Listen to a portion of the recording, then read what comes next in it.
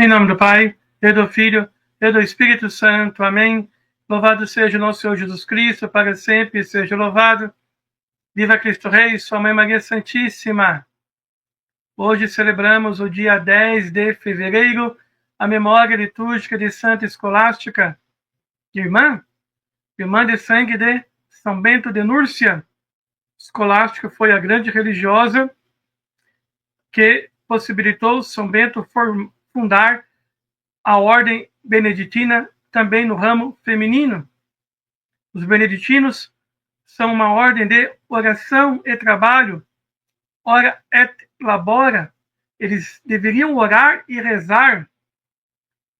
E após a queda do Império Romano, quando o Império Romano caiu totalmente nas mãos dos povos bárbaros, e já não havia mais lei, já não havia mais governo, já não havia mais um imperador único para governar o mundo, foram os mosteiros que reorganizou a sociedade naquela época.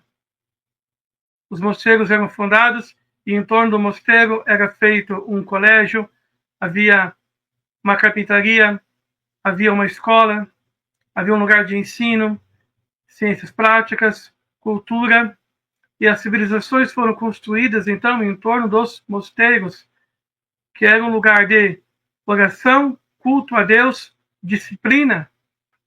A própria sociedade era dividida de acordo com as horas que os monges rezavam no coro, a hora do louvor.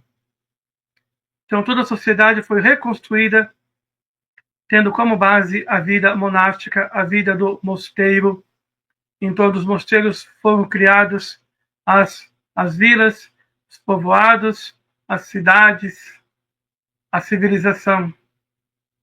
Por isso que se diz, então, que o Ocidente é devedor, né, da espiritualidade cristã, devedor da Igreja Católica, devedor da filosofia romana e do direito romano. E tudo isso estava dentro do mosteiro. Os monges também ensinavam a filosofia, o direito romano, a lei, a ordem, a disciplina. Era uma sociedade, então, que se organizava tendo Deus como centro, cujo relógio das horas é o relógio da liturgia das horas. O mundo é governado pelo louvor a Deus. Também a vida dos fiéis, a vida dos outros também que trabalhavam, seja nas glebas que iam se organizando, na estrutura rural que iam se organizando, de modo especial. Tudo era organizado em torno da vida do mosteiro. O mosteiro tinha como centro o louvor a Deus. Então a sociedade também, ao copiar a vida dos monges e das monjas, queria também ter como centro Deus e o seu louvor. Então os costumes, a ética, a moral, as tradições, o bom comportamento, o dever, o amor a Deus, o amor ao próximo, o aprimoramento das virtudes cristãs, tudo isso se dava em torno dos mosteiros. Então, Santa Escolástica foi uma santa essencial na fundação desses mosteiros, sobretudo femininos. Louvemos a Deus por esta grande, grande santa.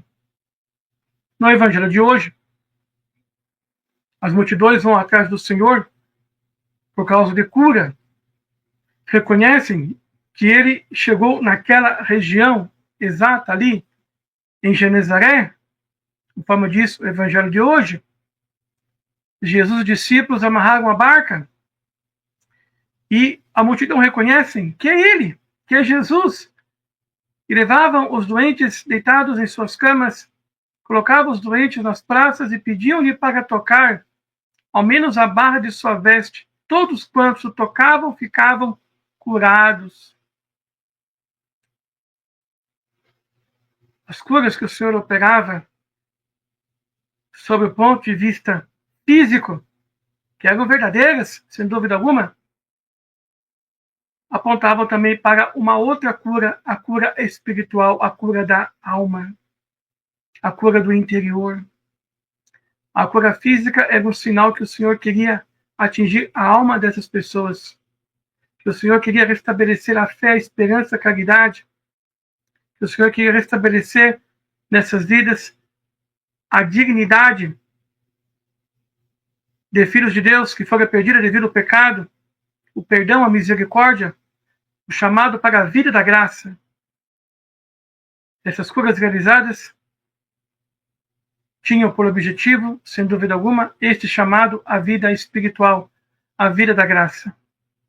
Esta vida da graça que viveu profundamente Santa Escolástica e seu irmão São Bento, e os monges que vivem até nos dias de hoje.